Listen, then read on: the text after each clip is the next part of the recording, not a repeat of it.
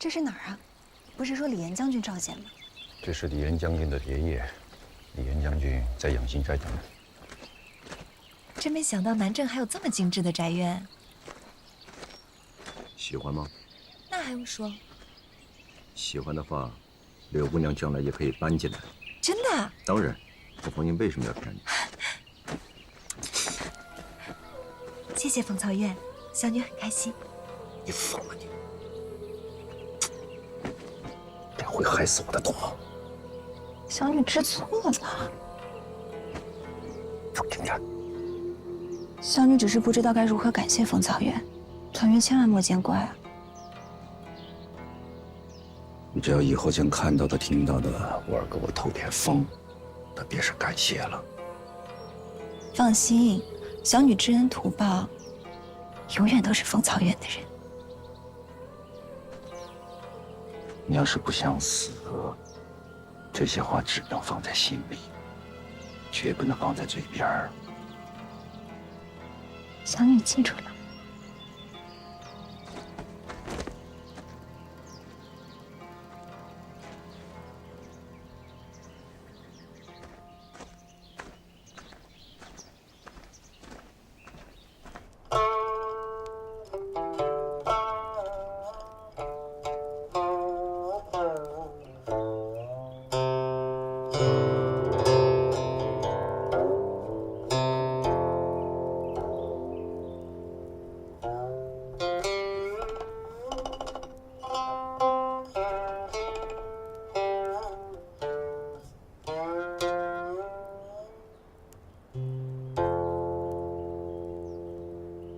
好，大将军这一曲气象万千，足以媲美琴仙博雅。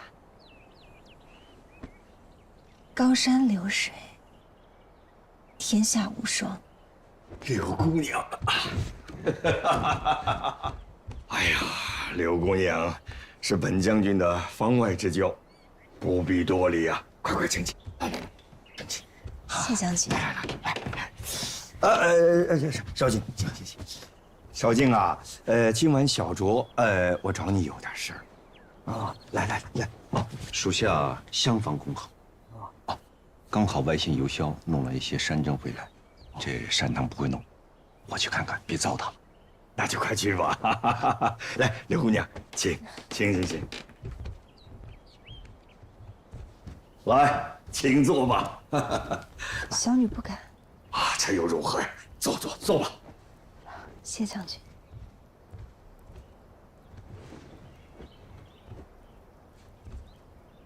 柳姑娘，你瞧此情如何呀？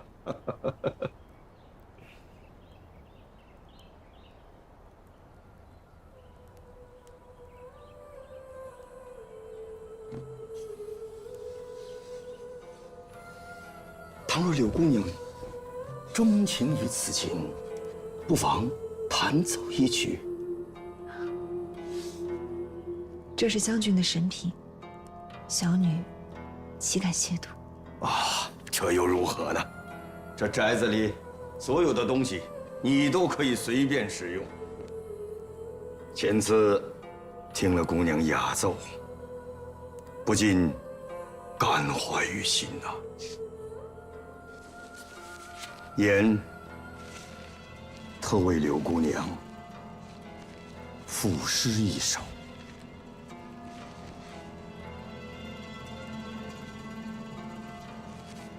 如果柳姑娘将此诗谱成曲，定能天下传颂。青青河畔草，绵绵思远道。素手弄绿旗，所思在溯溪。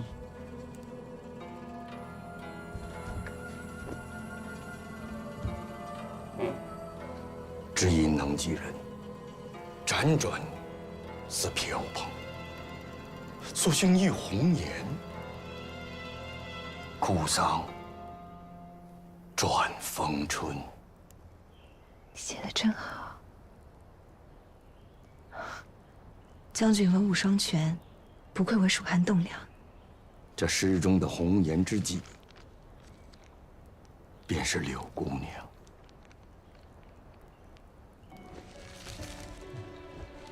柳姑娘，这是怎么了？小女自幼父母双亡，一生漂泊无际，有幸得遇将军，愿君怜惜。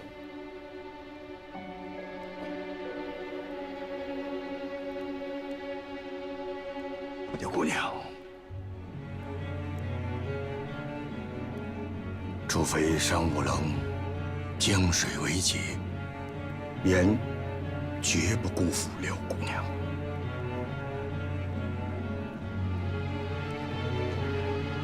谢将军。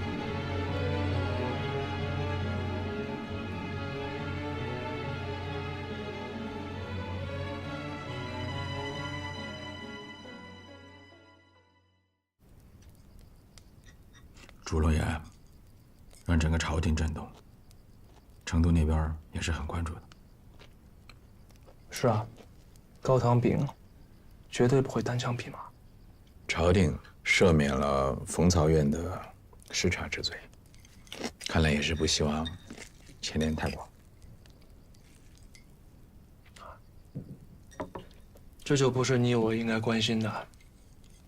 在我看来，这个案子必须揭开全部真相，要不然我兴许就太对不起建安寺这个位子。但是我担心，这盖子揭开之后，小何，你要面对的压力，你无法想象。我看你是当上这个西曹院之后，开始在乎官位了啊。我们是兄弟，我是在为你着想。你想想，高堂炳在军谋司这个位置上做了7、8年，他认识的人盘根错节，我相信上面也不希望你把他弄得太清楚。我都这把年纪了，只要对得起自己的良心就行。你才多大？这把年纪。我一直有一种预感，只要我能揭开烛龙案真正的谜底，那我兴许这辈子就值了。这是怎么了？老是一辈子一辈子的，你的路还长着呢。陈导演，训导，出事了！怎么了？高堂炳自杀了。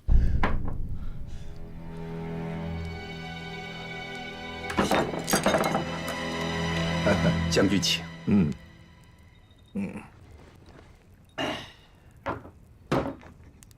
让柳姑娘回去收拾了。哦，这几天就让她搬过来吧。这紫烟阁花街柳巷也不是柳姑娘常住之地。少卿啊，这些小事儿，我都听你的安排吧。一定办得滴水不漏。如此属下才能略感心安呢。哎呀，少卿啊，这次对你免责的事情是举手之劳。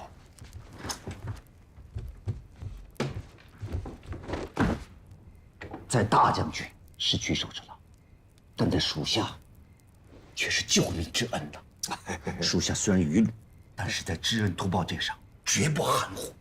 起来，起来，起来！哎，让你继续留在司文曹，我是有私心的。将军请讲。来，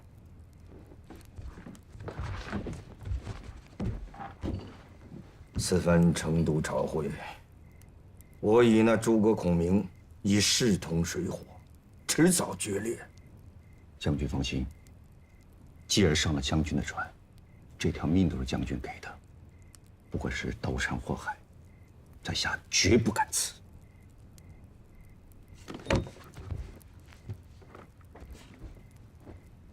封有密旨，就密旨他贼，哪有什么可怕的呀？虽说封有密旨，但那诸葛孔明在朝中势力之大，不可小觑。是。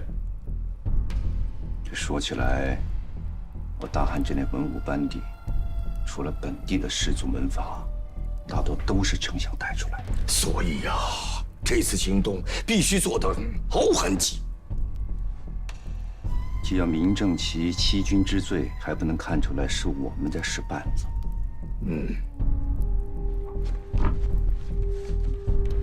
明白了，将军。等有了周详计划，再向大将军报告。少杰啊，国家的前途命运都担在你冯绍敬的肩上了。属下必定不辱大将军之命。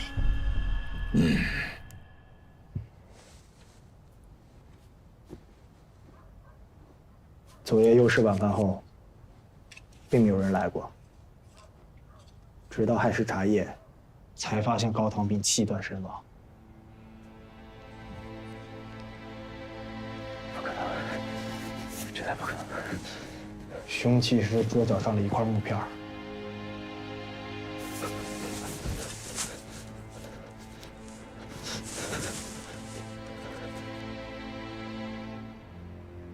就是这块木片，插入了高唐明脖颈处。初步判定，他是自杀。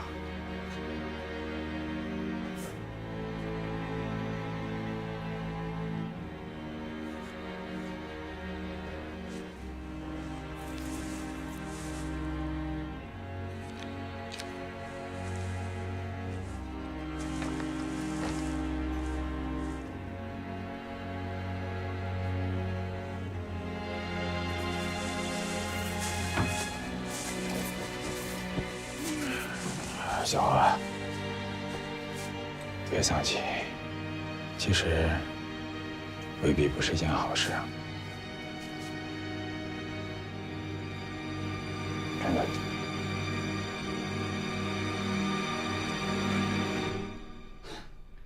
这大好事啊！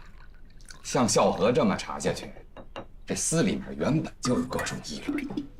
什么议论？就说小和是为了一己私利啊，要把我们这些私本草的老人分个底朝天。徇私为擒获朱龙，付出了很大代价，你们就不要在后面指指点点了。是，曹院说的都对，所以啊，我当时就马上制止了他们这些议论，说了，首先就必须要以支持静安寺的工作为主。姐夫，众人议论不无道理。荀彧揪着高唐炳不放，目的不单纯呢。这个荀彧啊，现在半身残疾，导致他性情大变，他心里对姐夫有恨。你胡说八道！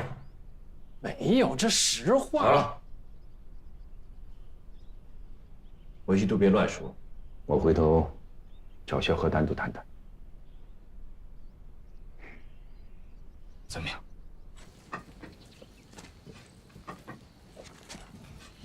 高唐炳已死，朱龙案算是有了一个了结。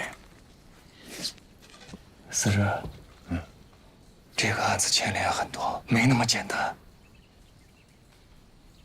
我当然知道。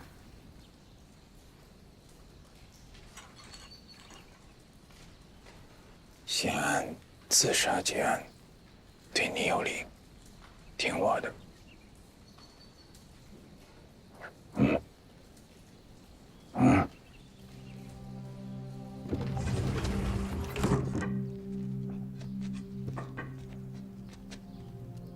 高唐炳绝不可能自杀。反复勘验过了呀，木片插入脖颈的角度、力度，包括血渍喷溅的方向都吻合，应该是自杀呀。我太了解他了，他就不是会自杀的人。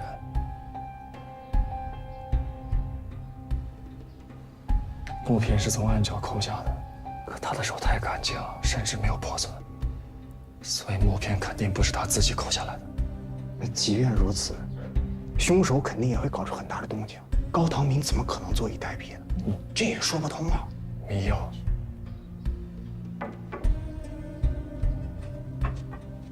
荀司委，怎么了？冯曹院，请您过去的。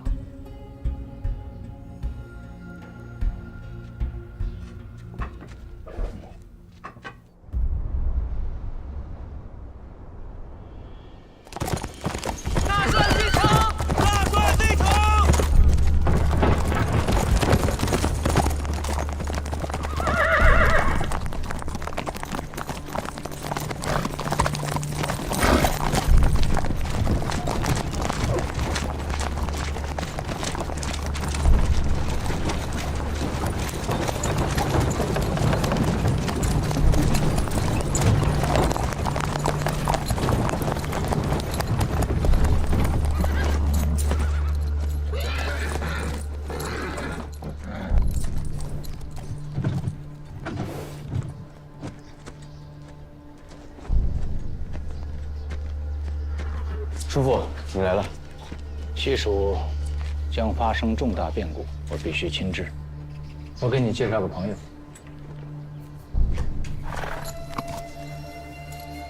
在下武仙道祭酒黄玉，拜见波郡守。黄大祭酒，久仰。好了，军无说话。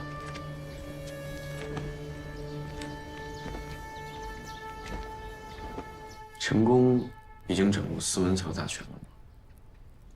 一步之遥。黄祭酒，你来向郡守介绍一下武仙道的情况吧。武仙道纵横汉中30余载，一朝倾覆。在下不必羞惭，匹马单枪前来投奔，盖因所闻，大魏广纳天下贤士，必能庇护在下。我想说的是，陈宫，他是自己人。若非陈宫变身迷冲，处心积虑，我武仙道也不会轻蔑至此。国外此事，并非在下私心，这陈宫骨子里就是一个大奸大恶之人，绝不可信。我知道武仙道这次损失惨重，我把这个情况也向上面汇报了。你放心，朝廷必有重赏。多谢，多谢此时郡守栽培。那陈宫的事情，你就不要再追究了。他的所作所为都是受我之命。陛下下旨抚慰，这次武仙道立下大功，等我大魏统一天下，武仙道功不可没，封为国教，亦为可知。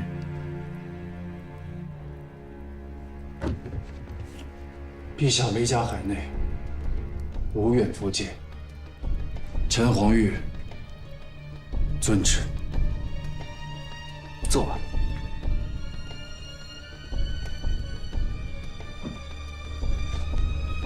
等你回到汉中以后，要和陈宫打个配合。我知道你对他有些怨恨，但一切要以大局为重。我大魏吞蜀灭吴，一统天下，此乃不世之功，任何的牺牲都是必要的。陈公在上，肺腑之言，黄玉铭记。好。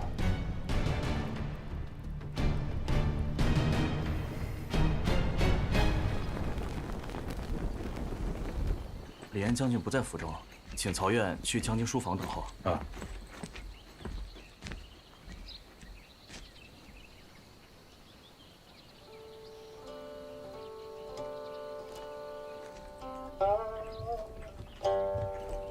请。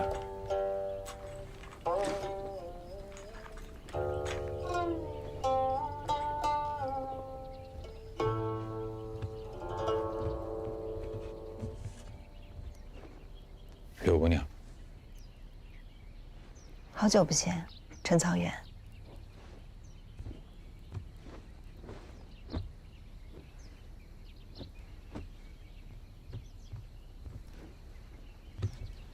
我来吧。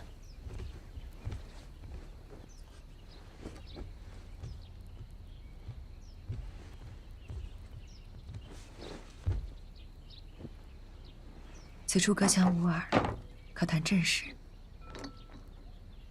高堂平死了，你的身份彻底安全了。只可惜，萧何会死追到底。需要我做些什么吗？情况奇变，你这边什么动静？李岩将军迷上我了，还给我写了首诗：青青河畔草，绵绵思远道。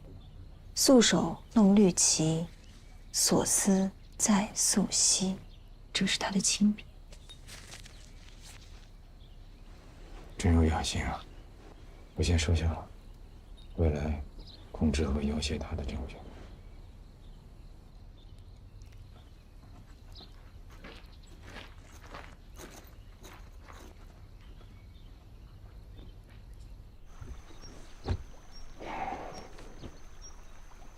高堂斌怎么回事？司职让我按照自杀报备。这么说，不是自杀？这只是我自己的判断。根据呢？直觉。没有细节。目前还没什么发现，可我就是觉得不对头啊。曹院有什么为难之处吗？恐怕司职是对的。朝政权斗，始终暗涌不息。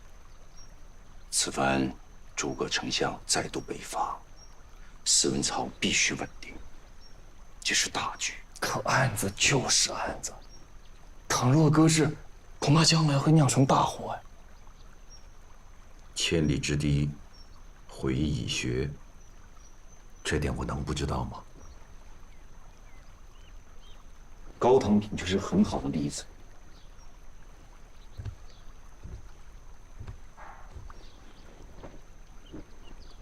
可是你想过没有？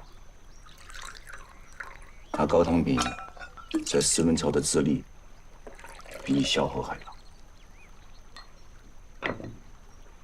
司里80%以上的人都跟他交好，而这80%里边又有99%跟你萧何一样，原本并不知晓他的真实身份。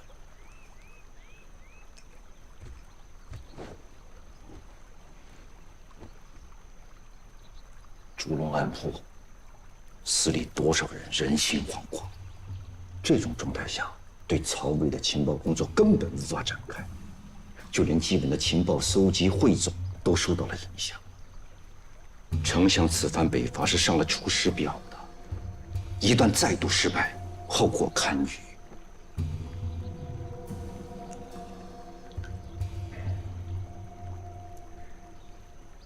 荀小河是什么人，我也明白。想让你就此收手，是不可能的。曹院理解，属下敏感于心。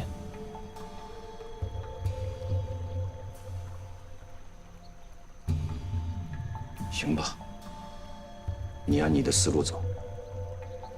不过我有个请求。曹院言重了，有什么话但行吩咐。高堂炳之死，就按司职的意思，先以自杀上报，要稳定住司文曹的人心。你的调查只能暗中进行，不能打乱司里的正常工作。冯曹院，这我怎么？这是底线。紧要时刻，任何案子都不能给司里添乱。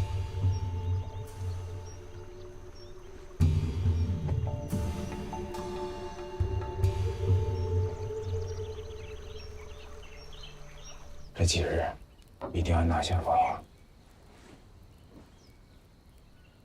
高堂炳之死还不足以扣死冯英吧？所以要做个局，让他进去。这一天我等了整整3年了，不能让他有善终。刘姑娘，此事跟你说过，冯英的紧急联络渠道。青石玉，赤焰峰。啊。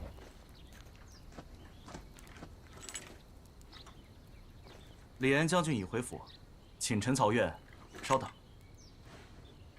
小女告退。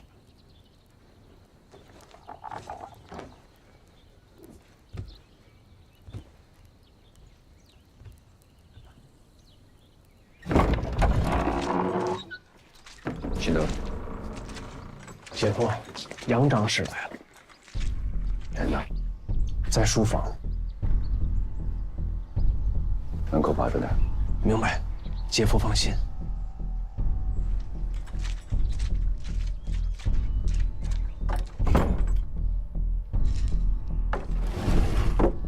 杨长史，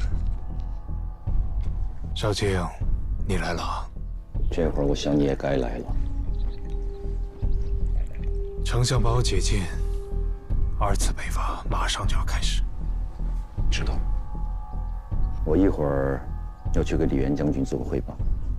不耽误，我中午就走回成都去。这么急啊？我是专程来找你的，少卿。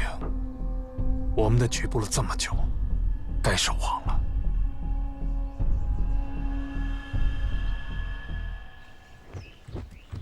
子之，你早来了啊！久等了，久等了，久等了。起来，起来，起来，起来！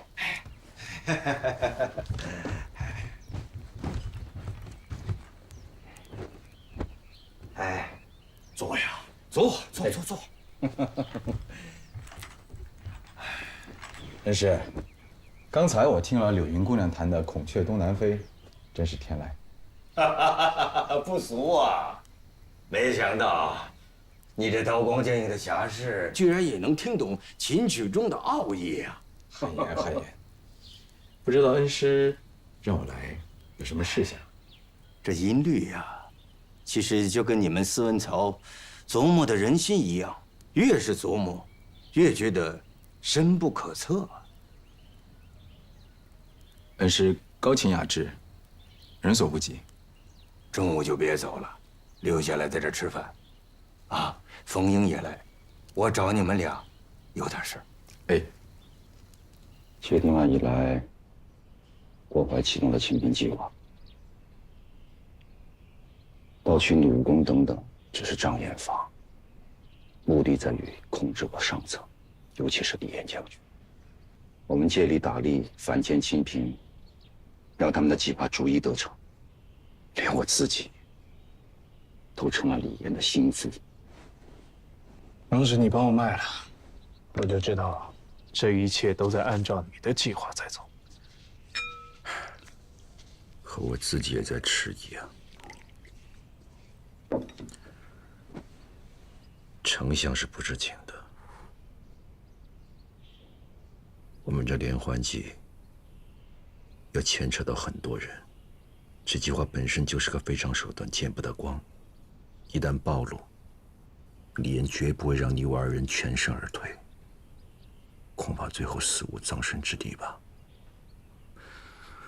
而丞相也必受此牵连，还有斯文曹上上下下全部，交代不过去啊。你说的这些我都知道，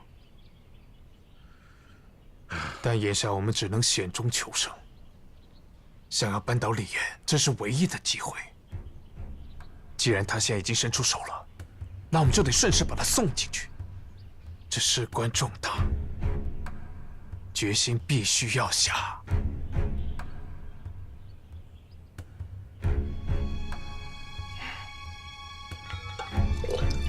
好吧，中午李岩约我吃饭，我会跟他提交一个计划。那必须得把局给做死了。那是当然，只要他胆敢启动这个计划，那他李岩就毅然踏上了黄泉路了。你办事我放心，只是这么一来，你恐怕就脱不了身了。我身虽死，大汉不灭，没什么可遗憾的。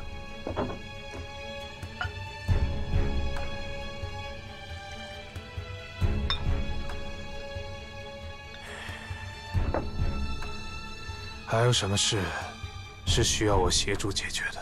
有。司文朝内部有2个麻烦，我不好办。一个是司之，是。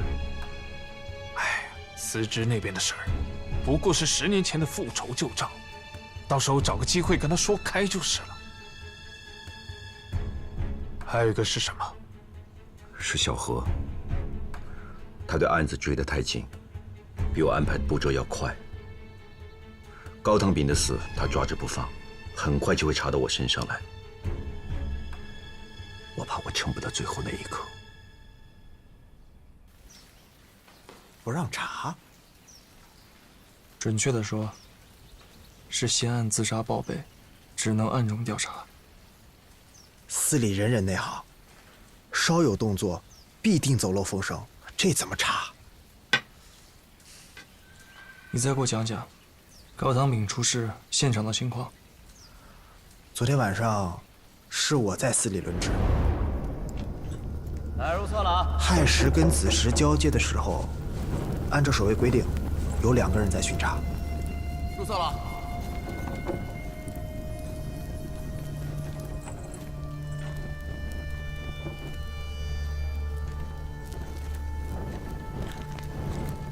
高司卫，入册了，高司卫。高司卫。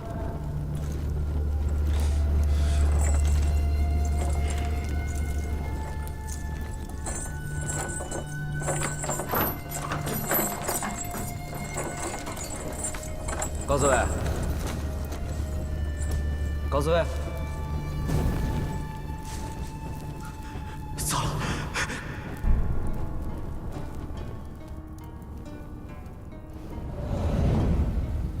当我赶到监室的时候，高堂炳早就咽气了。什么时候送的晚饭？有记录，幼时1刻，那时候人还在。问过送晚饭的人了吗？问过了。说，除了有点萎靡不振之外，其他没什么异常。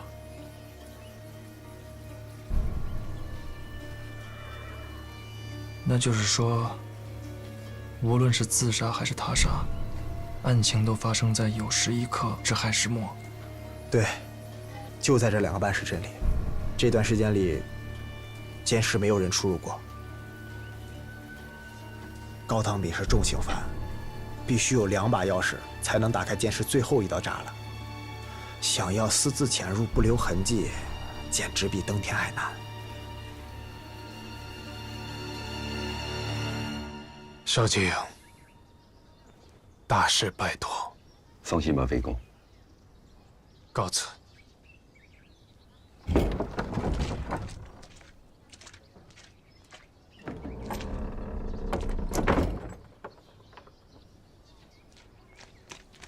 没事了，忙去吧。那个，姐夫。怎么了？吞吞吐吐的。杨长史这会儿过来，恐怕对姐夫不利呀。杨长史来过，对外一句都不能提，你自己也把他给忘了。我是替姐夫担心呢。您想啊，您前脚刚把他卖了，他后脚就热脸贴过来，这能有好事吗？这朝廷上的事儿，你不明白，别瞎掺和，啊！厉延将军和杨仪势不两立，姐夫可千万要当心呐。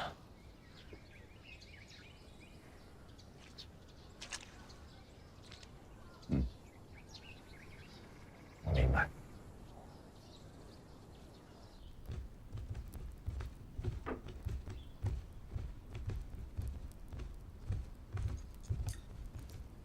拜见大将军。陈曹远，曹远，坐。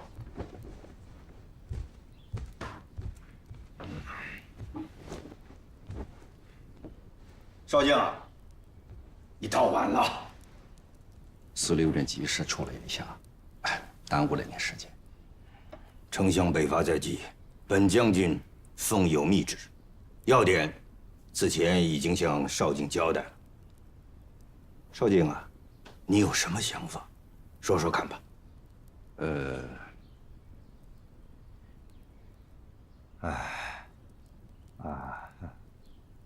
自知是世交啊，知情人。当然，属下不是那个意思。四周布防严密，绝对安全。封草院，请放心。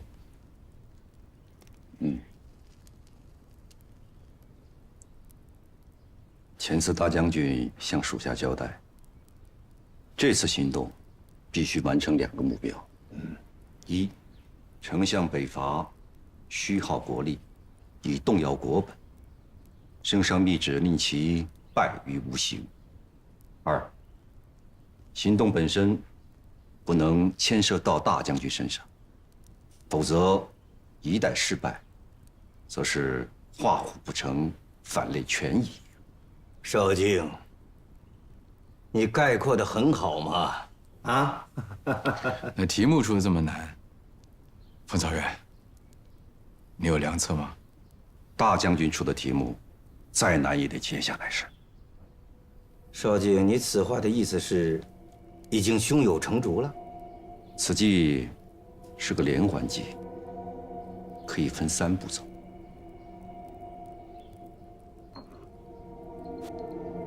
先干了这一杯，再听少卿慢慢道来。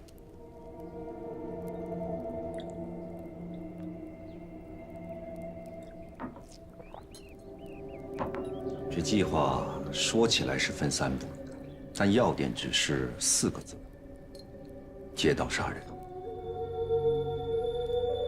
愿闻其详。此番丞相北伐，其战术上较效仿淮阴侯韩信的暗度陈仓之策，命魏延所部从岐山道佯攻陇西，而丞相将率主力从故道奇袭陈仓，然后以陈仓为据点，转运粮草，进而威逼长安。所以这第1步，可以将此情报泄露给曹魏，令其设局拒歼魏延所部。即便是先锋魏延所部被曹魏全歼，也未必能动摇北伐的根本。只是第1步，其目的仅仅是迟滞丞相攻势，使其不能顺利拿下陈仓，为我们第2步计划争取时间。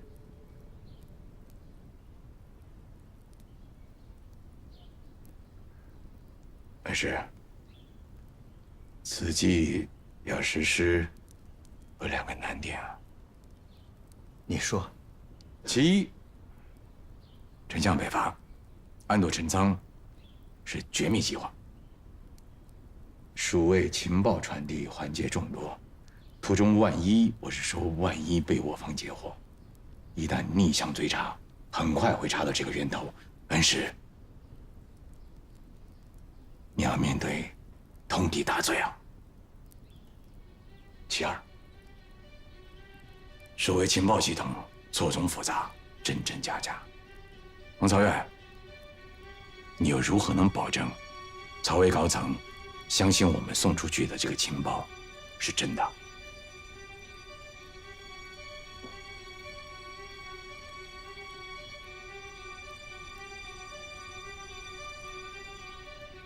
这倒无妨，我有直接联系郭淮的情报渠道，他会信。你竟然有如此级别的情报通道，少卿，你了不起啊！大将军，为心服汉室，司文曹不得不采取非常手段。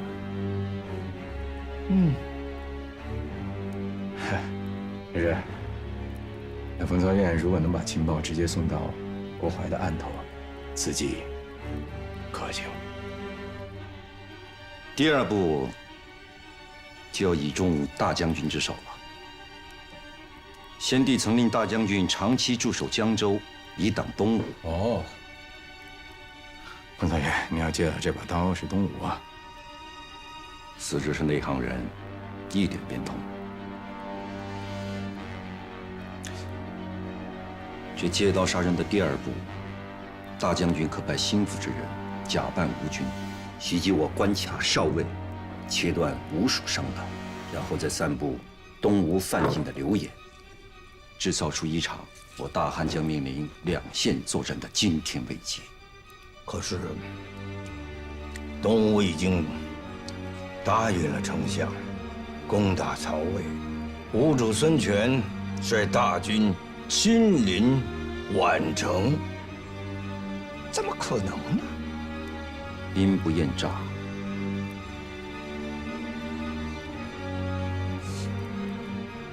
对，你的意思就是说，东吴犯境也不必是真的，只要消息传回成都，反正丞相不在朝中，陛下自然就会宣旨，让大将军协调裁决。